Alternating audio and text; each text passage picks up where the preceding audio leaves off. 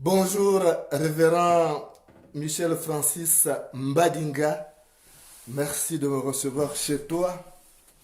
Révérend Francis Michel Mbadinga, c'est la première fois que je te rends cette visite de courtoisie. Et je vais essayer d'être courtois le plus tôt, le plus possible, le plus, le maximum possible, d'être courtois parce que tu es un aîné et toi-même tu sais que si un couteau tranchant ne te blesse pas, c'est qu'il est entre les mains d'un ami. Si un couteau tranchant ne te blesse pas, c'est qu'il est entre les mains d'un ami. Révérend Francis Michel Mbadinga, je suis peiné. Je suis peiné parce que tu es quelqu'un que je connais. Et quand je vois tes acquaintances avec le pouvoir diabolique d'Ali Bongo, je me dis, oh, que Dieu pardonne à cette brebis égarée. Parce que tu ne sais pas ce que tu es en train de faire. Franchement, tu ne sais pas ce que tu es en train de faire. Les autres pasteurs qui ont la bistouquette entre les jambes ont bravé l'autorité en carton d'Ali Bongo. Ils ont défié ce régime obsolète et corrompu d'Ali Bongo. Mais toi, tu étais toujours dans les arrangements, comme d'habitude. Tu es resté dans les arrangements parce que c'est ce pouvoir qui te nourrit. Je viens te dire de faire extrêmement attention. Parce que tes acquaintances avec ce régime vont te porter préjudice. Lorsque ce régime va tomber, toi aussi tu vas couler.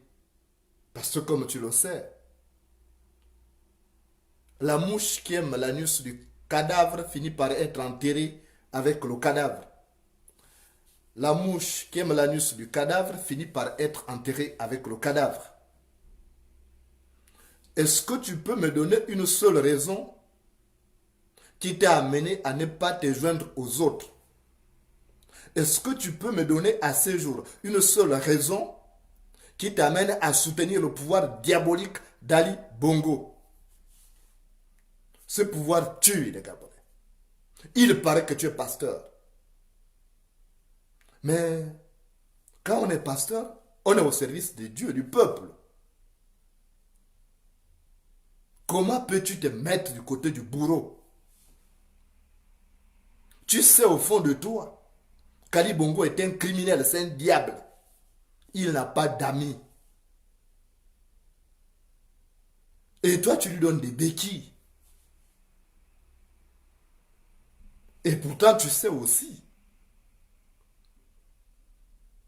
que si tu élèves la panthère, elle aura envie de goûter à ta chair. Si tu élèves la panthère, elle aura envie de goûter à ta chair. Pourquoi tu fais ça? Au moment où le peuple a besoin des défenseurs. Toi, tu privilégies ton ventre. Qu'est-ce que tu fais avec l'argent que le pouvoir te donne? Est-ce que quand toi tu seras entre les 4 planches là, est-ce que tu auras besoin de cet argent? Moi, je viens te poser des questions. C'est la première fois, j'ai beaucoup entendu, mais quand j'étais au Gabon, je savais tout ce que tu fais comme manigance. Je veux même te surprendre. Qu'il y a des gens qui t'ont vu une fois chez les Nganga. Il y a des gens qui t'ont trouvé chez les Nganga, chez un Nganga. Ils ont même fait ta photo. Ils ont dit, il faut publier ça, Moulenda. Discrètement avec le téléphone. Tu pensais qu'ils étaient en train de manipuler le téléphone. Ils t'ont filmé chez un Nganga. Moi, je n'ai pas voulu t'humilier. Je n'ai pas voulu t'humilier. Mais pourquoi tu fais ça? Tu te mets du côté. Tu sais, je vais te dire, et tu le sais, c'est un secret de polichinelle. Pourquoi le gouvernement est-il entré en bras de fer avec les églises? Pourquoi? Tu le sais. La vraie raison, c'est quoi? Tu sais. Tu sais que la date du 30 octobre qui a été donnée par le gouvernement pour ouvrir l'église là, c'est pas une date fortuite. C'est parce que le gouvernement d'Ali Bongo est composé d'un groupe de petits courtisans et qui veulent organiser une cérémonie faste, une cérémonie spirituelle faste le 30 octobre. Le 30 octobre marque la date d'intronisation d'Ali Bongo en tant que patron de la Grande Loge du Gabon. Tu le sais très bien. Il y a des vidéos qui ont fuité qu'on a vues sur les réseaux sociaux. On a même reproché à l'OMB d'avoir, à travers sa télévision, d'avoir fait de fuites. C'est cette date-là qui a été retenue parce qu'ils veulent marquer le coup. Ça fera combien? 10 ans. Donc les 10 ans, pour eux, il faut faire une grande manifestation parce que ça tombe un vendredi. Et au Gabon, aujourd'hui, le Gabon est en voie d'islamisation. Et ils ne voulaient pas que les autres églises, enfin, les vrais pasteurs, commencent à prier pour ne pas affaiblir l'action qui est prévue, l'action maléfique, leur rituel maçonnique qu'ils ont prévu en complicité avec les musulmans. D'abord, il faut dire à ces rigolos de Oseni que j'arrive chez lui. Il faut dire à ton ami, c'est ton acolyte Oseni. Tu dis que j'arrive chez lui. Hein? Aujourd'hui, là, je lui rends une visite de courtoisie. Donc, c'était ça la réalité. Ça va tomber un vendredi. Donc, ils ont voulu donner la primauté à l'islam qui est de connivence avec Ali Bongo. La preuve, c'est qu'Ali Bongo est en train d'islamiser le Gabon. Tu as vu le nombre de mosquées qui sont sorties des terres depuis que ce diable-là est arrivé à la tête du pays. Tu le sais très bien. Et ils préparent ensemble cette cérémonie avec ces diables d'Ouseni. Dis à Ouseni que j'arrive chez lui. Hein. Il faut dire à Ouseni que je vais arriver chez lui. Donc il faut demander de m'attendre à la terrasse. Je vais arriver chez lui tout à l'heure. Donc, avec ces diables d'Osseni, ils se sont entendus pour que la primauté soit réservée à l'islam et aux maçons qui sont de connivence avec Ali Bongo. Parce que Ali Bongo est calife général, enfin il est le raïs, donc du côté des musulmans, et il est aussi le président de la Grande Loge du Gabon. Donc ils se sont entendus pour faire ça. Et toi, tu sais que c'est des rituels diaboliques pour avoir de l'emprise sur le Gabon. Et toi, tu te mets du côté d'Ali Bongo. Tu es un esprit chétif. Tu n'es plus digne. Tu n'es plus digne de dire que tu es pasteur. À partir d'aujourd'hui, change de camp. Tu vas voir les Nganga pour attirer des clients dans ton église. Tu n'as pas honte. Si tu ouvres tes mandibules, je viens bien t'humilier avec certaines images. Parce que c'est une honte. Tu te fais passer pour un pasteur alors que tu pactises avec le diable. Tu dînes avec ce diable d'Ali Bongo qui a tué les Gabonais et qui continue de tuer les Gabonais. Le spectacle que tu as vu ça dans quel pays? C'est ce qui s'est passé. L'église est un sanctuaire inviolable. On ne peut pas violer l'église. Les gens vont se cacher à l'église. Tu voyais par le passé que quand quelqu'un avait un problème, il allait se cacher dans une église. Quand quelqu'un avait un problème, il allait chez le prêtre. Même sous Omar Bongo, on n'allait pas traquer quelqu'un jusque chez le prêtre. Jamais de la vie. Mais on a vu ces policiers sans instruction, sans éducation, aller traquer les gens jusque dans les églises. Aller sortir des gens qui s'apprêtaient à suivre le culte. Et toi, tu es d'accord. Tu ne dis rien, tu restes mon se bouche cousue. Parce que tu es complice de ces régimes. Parce que ces régimes-là te nourrissent à la cuillère sans jamais te rassasier. Mais, cher révérend Francis Michel Mbadinga, on ne rassasie pas un chameau en le nourrissant à la cuillère. On ne rassasie pas un chameau en le nourrissant à la cuillère. J'ai honte pour toi. J'ai honte pour ta famille. Parce que tu n'es que très peu de choses. Tu diras demain dans tes cultes que je suis envoyé par le diable. Je sais, tu vas dire ça. Je sais comment vous fonctionnez. Tu pourras me traiter de tout. Mais je te dis la vérité. Ce n'est pas à cause des yeux blancs du chat qu'on doit l'égorger par la nuque. Ce n'est pas à cause des yeux blancs du chat qu'on doit l'égorger par la nuque. Je te dis des vérités. Et voilà la réalité, c'est que tu es un faux serviteur de Dieu. C'est à cause des gens comme toi que, justement, ce pouvoir respecte plus les Nganga, plus les marabouts que les serviteurs de Dieu. Parce que tu dînes avec ce pouvoir, c'est normal. Si tu joues avec le chien, il te léchera la figure. Si tu joues avec le chien, il te léchera la figure. Qui t'a même nommé révérend? Qui t'a nommé révérend? Parce que je n'arrive pas à comprendre. Quels sont les fondements même de ton titre là? Tu es révérend de quoi? De qui? De ta famille? On voit que lorsqu'il y a des consultations, c'est toi qu'on appelle. Parce que justement, tu es de connivence avec ces régimes. Tu sais très bien qu'il y a une grande cérémonie diabolique pour maîtriser le Gabon, pour avoir de l'emprise davantage sur le Gabon, qui est prévue le 30. Et ils ont fait venir tous les maîtres maçonniques là. Ils ont fait venir les marabouts qui sont allés en train de travailler de jour et de nuit. D'où ce confinement permanent. D'où ce couvre-feu permanent. D'où cette volonté de ne pas laisser les églises s'ouvrir. Et toi, tu es de connivence avec ces régimes. Tu vas le payer. Tu as trahi le peuple. Tu vas le payer.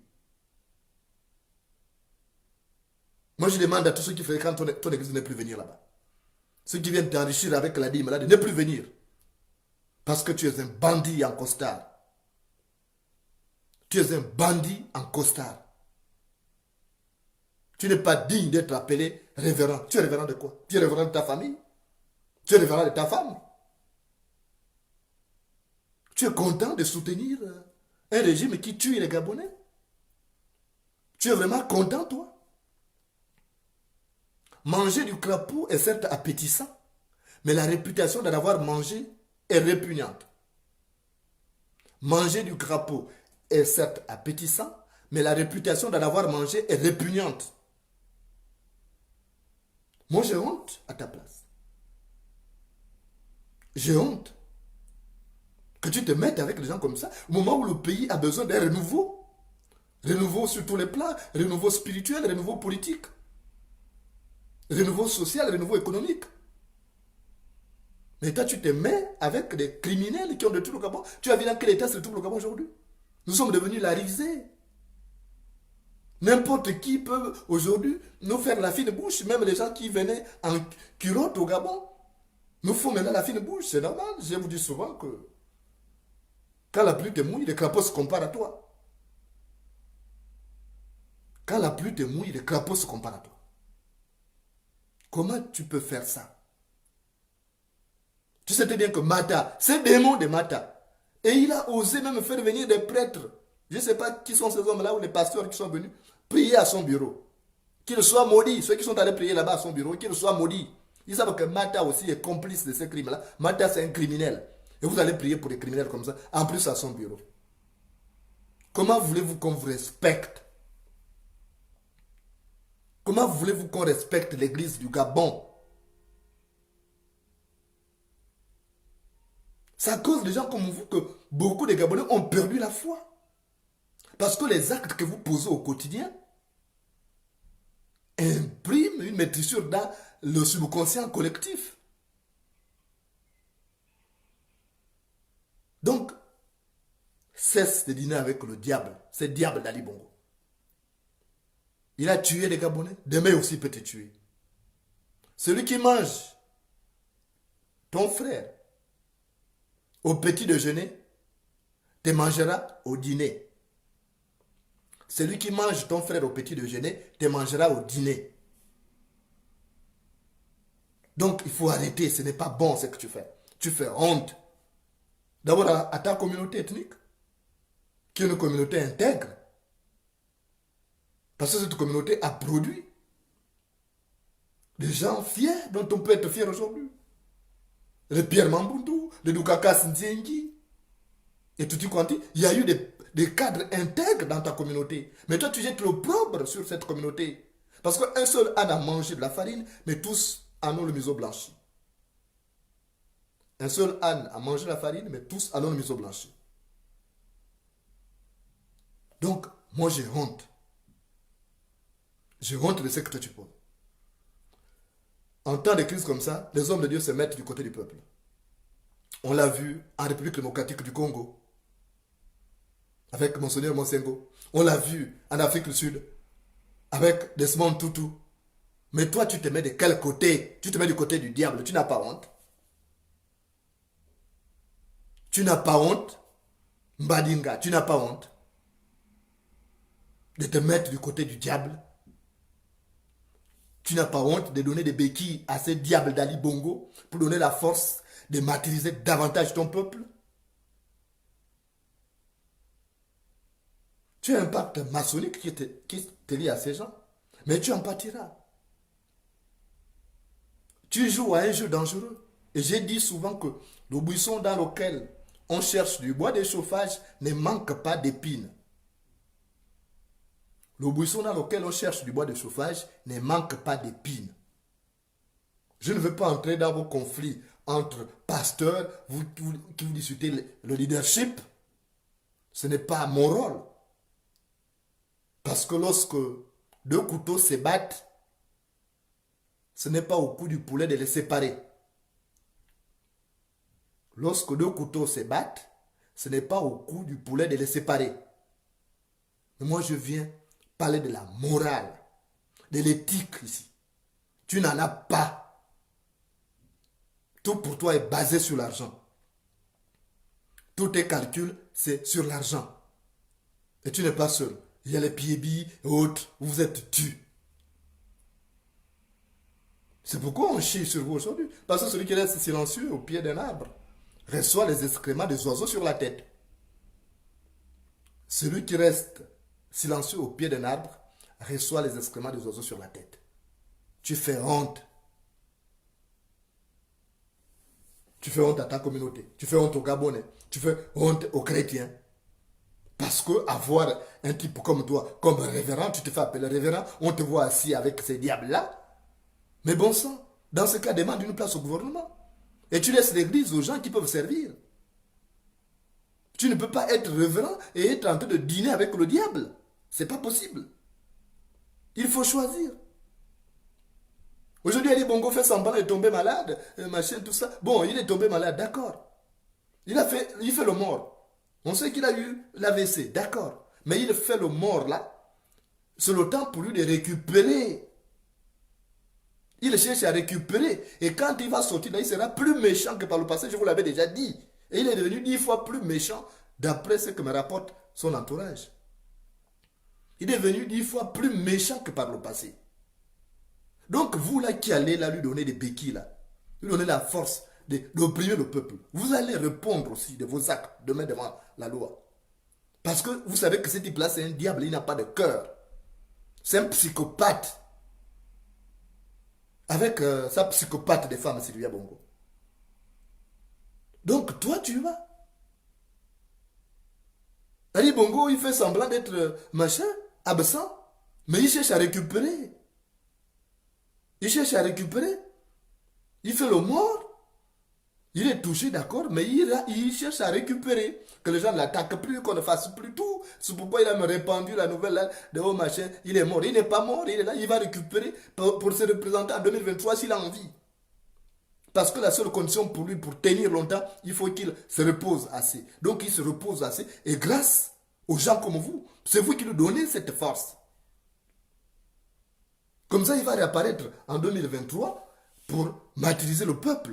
Avec le concours de gens comme vous, qui ne pensez qu'à l'argent. Vous ne pensez pas à l'intérêt supérieur de la nation. Allez-y, vous allez voir ce qu'il va vous faire. Tous ces complices sont finis où? Brice Lakou Chadianga qui a permis de conserver le pouvoir. Il est où aujourd'hui? Il n'est pas en prison. Il y a eu Magloire Gambia qui est sorti. Alors que c'était lui-même son maître spirituel. Donc, tu vas comprendre que tôt ou tard, il va s'en prendre à toi. Parce que l'âne remercie toujours son bienfaiteur par un coup de pied. L'âne remercie tout son bienfaiteur par un coup de pied. Ali Bongo fait le mort. Il est touché, d'accord. Il est affaibli, d'accord. Mais il cherche à récupérer ses forces pour venir buter encore le peuple gabonais.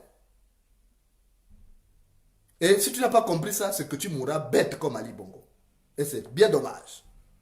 Je vais terminer ce live, cette visite de courtoisie, par une histoire que m'avait raconté mon grand-père sur le clair de lune. Tu connais un oiseau qu'on appelle le touraco. Tu vois, le touraco, il a une petite poche rouge là. Souvent, les chasseurs le négligent. Dans un village, il y avait un chasseur qu'on appelait Mumbina. Mais Mumbina préférait tuer même d'autres. Il préférait tuer d'autres oiseaux que de tuer le touraco parce qu'en réalité, c'est un oiseau chétif qui ne pouvait pas nourrir sa famille. Mais cet oiseau était un grand prédateur. Il était un grand prédateur des grenouilles et des crapauds. Il ne mangeait que ça. Chaque fois il allait, il captait des crapauds et il captait les grenouilles, il avalait, le reste il cachait dans son petit sac rouge là qui est au niveau de la gorge et il l'amenait à sa famille. Chaque fois c'était comme ça. Et à un moment donné, les grenouilles se sont plaints même, ils ont dit à Mumbina, mais Mumbina, le type là en train de nous achever, il faut qu'on finisse avec lui. Mumbina a dit, oh mais je vais amener ça où il n'est pas trop, je ne peux pas le manger, il est trop chétif. Ce ne serait pas un bon festin pour ma famille. Donc le touraco a continué à faire ses dégâts. Il a continué à faire ses dégâts. Et donc les crapauds et les grenouilles se sont réunis, on dit, on n'a pas de défenseurs. On n'a pas de défenseurs alors on va aller se cacher. Le touraco ne connaît pas de l'eau. Il ne sait pas nager. Il ne se baigne pas dans l'eau. Alors, on va aller se cacher sous l'eau. Sinon, il va nous finir. C'est comme ça que les crapauds, les grenouilles sont allés se cacher dans l'eau. Et maintenant, le crapaud n'avait plus rien à manger. Le touraco n'avait plus rien à manger. Il a commencé à maigrir. Sa femme et ses enfants n'avaient plus rien à manger. Il a commencé à s'en inquiéter. Il passait le temps à pleurnicher. Oh yo, je vais mourir de faim. Oh yo, mais ma femme, mes enfants aussi vont mourir de faim. Oh, je n'ai plus rien à manger. Après, il a commencé à maigrir. Il n'arrivait même plus à marcher. Il tombait devant la porte, il restait là. Et il y avait son ami le lièvre qui passait, son voisin, qui l'a trouvé allongé devant la porte, en train de pleurer. Oh yo, je n'ai plus rien à manger. Oh, maman, je vais mourir de faim. Le lièvre a dit, c'est comment? Il dit non, je n'ai plus rien à manger, ma femme et mes enfants vont mourir aussi de faim, je vais mourir. Il a dit, ben, toi aussi, trouve des stratagèmes. Fais semblant de mourir. Tu fais semblant de mourir et ta femme va appliquer sur toi des huiles qui sentent vraiment mauvais là. Et puis on va emballer ton corps, on va déposer ça au bord de la rivière. Et comme ça, les crapauds vont penser que tu es mort. Ils vont sortir danser autour de ton cadavre et à partir de ce moment-là, tu vas les capturer. Le crapaud a dit, le touraco a dit, ah, ça c'est une bonne stratégie. C'est comme ça que le touraco a demandé à sa femme d'induire cette huile bizarre qui sentait l'odeur de cadavre là et a emballé le corps. Il a amené ça jusqu'au bord de la rivière. Et le lièvre est descendu, allait dire au crapaud. Il dit, votre bourreau est mort. Vive le bourreau, il est mort. L'oncle Kalao est mort. Il dit, ah bon? C'est comme ça que le chef des crapauds a dit, non, on ne te croit pas, il ne peut pas mourir. Lui là qui nous tuait, il ne peut pas mourir. Donc c'est comme ça qu'il dépêche un de ses fils. Il dit, non, va d'abord voir là-bas. Nous, on ne sort pas d'ici là, on est dans notre terrier sous l'eau là. Va voir s'il est mort. Donc le petit est parti. Mais il a amené des aiguilles avec lui. Il a vu le corps là longé, ça sentait mal. Il a donné des coups. Il a bousculé, rien. Le Kalao était là, vraiment mort. Mais pas vraiment mort. Hein. Il a fait semblant de mourir. Et l'autre, il a même piqué les aiguilles pour voir s'il allait bouger, rien. Après, il est descendu là-bas pour dire, ouais, l'oncle Kalao est mort, vive, là, vive notre liberté. Notre oppresseur est mort, vive notre liberté. Et c'est comme ça que tout ça dit, on va aller danser. On va aller danser autour du cadavre de l'oncle Kalao. Il nous a trop fait du mal. Ils sont venus avec les tambours, ils ont commencé à danser autour de l'oncle Kalao. L'oncle Kalao a commencé à ouvrir les yeux. Il a attrapé l'un après l'autre. Il a dit, bon, j'ai faim, je rattrape d'abord le temps de la faim là. Je rattrape d'abord tout le manque à gagner de tous ces jours que j'ai passé sans manger. Et le reste, j'amène à mes enfants et à ma femme. Quelques-uns ont reçu à fuir pour tomber dans l'eau, mais il avait mangé plus de la moitié. Après, il s'est requinqué pour sévir à nouveau. Et c'est ça qu'Ali Bongo va faire avec vous. Vous qui lui donnez des béquilles, vous qui lui donnez la force, il fera ça et c'est vous qui le va manger. En commençant par toi, Francis Michel Mbadinga. Parce que tu es en train de jouer avec le diable. Tu es en train de manger avec le diable. Je te l'ai dit au cours de cet entretien que celui qui mange ton frère au petit déjeuner te mangera au dîner. Celui qui mange ton frère au petit déjeuner te mangera au dîner. Et ça, tu le sais très bien. Donc, tant pis pour toi si tu n'as pas compris ça. Mais je te demande de changer de métier. Ne t'appelle plus révérend. Hein? Deviens même commerçant ou épicier, tu choisis avec l'argent que le pouvoir te donne. Mais ne te fais plus appeler révérend parce que tu te moques de Dieu. Et Dieu va te châtier. Si tu savais ce qui te guette, tu laisserais ce que tu guettes et te sauverais. Merci de m'avoir reçu chez toi. Et il faut dire à Oseni que je lui rendrai une visite de courtoisie. Merci et surtout bon après-midi. Que Dieu veille sur toi malgré ta méchanceté.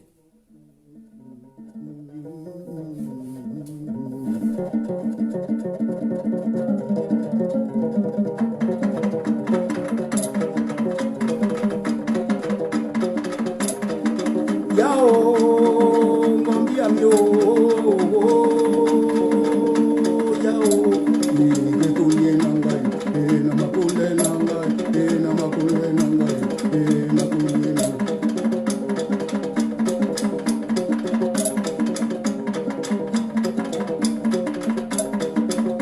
Ikani yabe o, we kuye nangai, mutinja we bongi munu.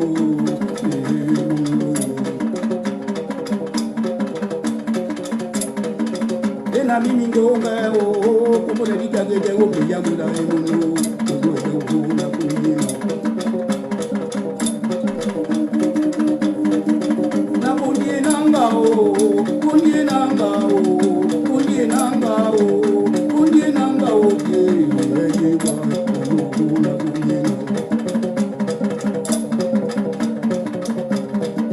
eni o wana video eni ga ni ko la e kumele pindi muno konye nangai konye nangai ona makonye nangai eni mari konye nangai eni mari konye nangai eni mari konye nangai eni kinga umema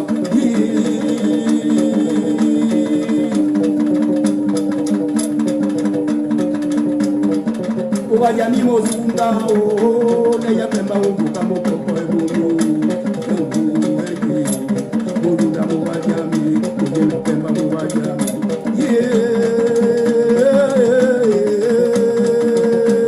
Okao.